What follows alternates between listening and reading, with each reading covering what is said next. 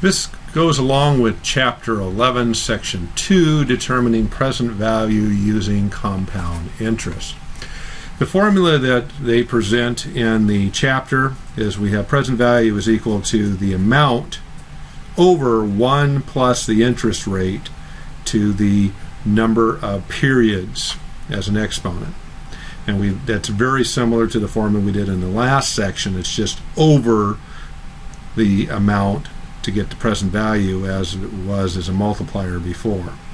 So it's slightly different. So let's take a look at some of the problems in our homework. Number 1 is givens, but let's see how they actually got it. The compound amount is $6,000. The term is 3 years. It's invested at 9%. It's annually, so that means it's one time a year. And they came up with a present value of $4,633.08, and then the compound interest is the difference then between the compound amount minus the interest, and you get the present value. So let's do a couple of problems here and see how they actually did that. So I'm going to scoot my calculator up here to the bottom. And so the amount in our present value table on 355 already figured here is at 9%. It's a 1 period, so we have 3 measures of time because it's annually. So the amount then was 0.77218, and then we just simply multiply it by the amount, and we get the present value needed in order to get that amount in 3 years. And again, the difference then would be to subtract the present value amount from the compound amount. So let's do another one of those. Let's look it up in our table here. So we would have 6 years, the 14% semi-annually. Okay, so that means that we are going to have 7% each period, and we are going to have 12 periods or units. Okay, because semi-annual means it's going to be twice a year, 6 years, 12. Okay, so if we look that up then, 12 periods, 7% is 0.44401. Okay, so there's a sleep on us here. I have to turn my calculator back around. Here we go. Should be underneath there. So we would have 24,000 times 0.44401, and we would get then 10,656.24. And then, of course, all we would have to do to subtract that is subtract that from the 24,000, and we would get 4376.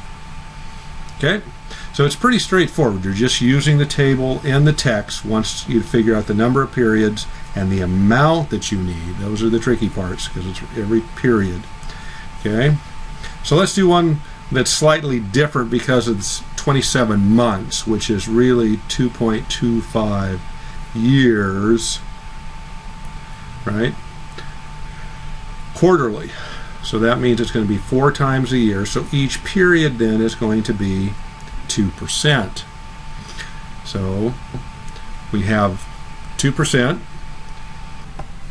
So when we look it up in the text, we have 0.83676 is our factor.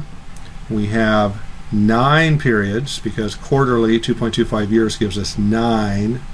Okay, at 2%, that's where we got that number. So we're going to take 4,000 times the 0.83676, and we get 334704. And again, we subtract this from the 4,000, and then we just do it in our calculator. Subtract 3374.04 and we get 652.96. Okay. All right, that's how to do that top section. So let's look at the bottom section. It's very similar. Okay, number 11, how did they get that? They already done that one for you, but how did they get this factor? Okay, so we have quarterly, which means 4 times a year, and it's 16% yearly, which means that each time they're calculating, they're going to get 4% of the interest. Okay, so we're going to use the column then for 4%. We're going to have 40 periods in, because if we're going to get 4 for 1 year and 10 years, we're going to get 40 periods. But of course, they don't have a finagling factor then, or a multiplier then, for 40 periods, because the chart only goes up to 25. So if you look at 4% for 20, 0.45639, and we have to times that by itself.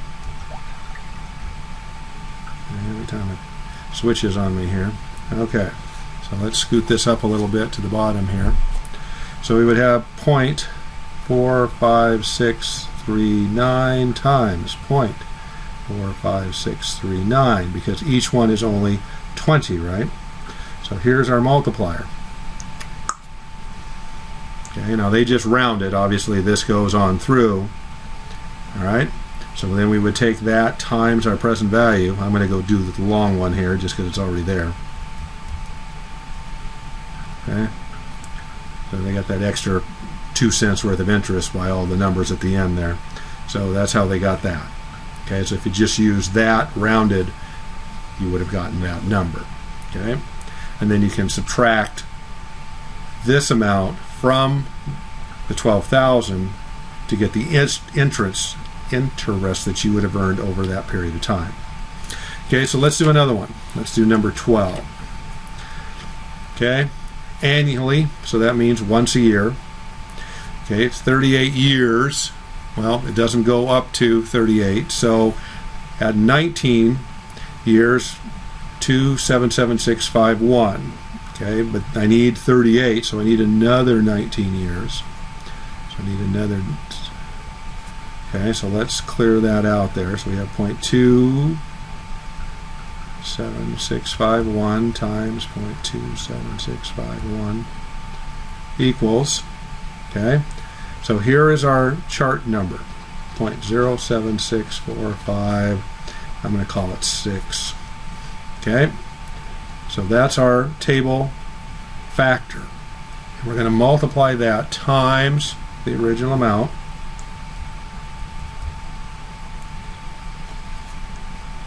So we would have present value of 2,500, 23, and 10 cents.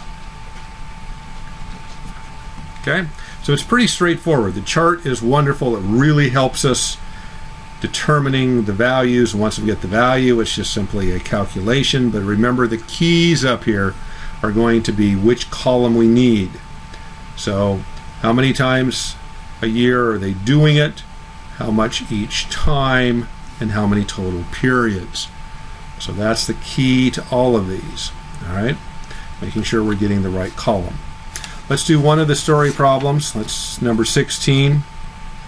Okay, so let's get the key information. This question is, how much must be invested today at 6%, compounded quarterly, to have 8,000 in 3 years? So those are the key pieces of information. So we have $8,000. We have 6%. It's quarterly, so that's going to be 4 times a year. Okay, in 3 years. So when we do that, since we're doing it 4 times a year, each one is going to give us, because we have 6% divided by 4, is going to give us 1.5% each period, right? Okay, so that's the column we need, the 1.5%. 4 times a year, 3 years, gives us 12 periods. and we need to find the interest for. So we go down 1.5 on that column to 12, and we would get 0.83639. I already looked that up for us. So then we're just simply taking then our 8,000 times 0.83639, and the multiplier 669112. That's what we would need to deposit today in order to get 8,000 in 3 years. So again, just go slow and easy. Read the book, as I encourage you to do with each section. There's good information in there for business, and it really helps make sure you have the math down. Good luck.